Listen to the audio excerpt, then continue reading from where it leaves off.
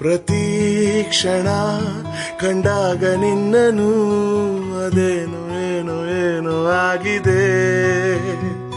ಪದೇ ಪದೇ ನನ್ನ ಹೆಜ್ಜೆ ದಾರಿ ತಪ್ಪಿ ನಿನ್ನನೆ ಬಂದು ಸೇರಿದೆ. ಕಣ್ಣ ಕಣ್ಣ ಮಾತಿಗೆ ಭಾಷೆಯೊಂದು ಏತಕ್ಕೆ ಇದ್ದಕ್ಕಿದ್ದ ಹಾಗೆ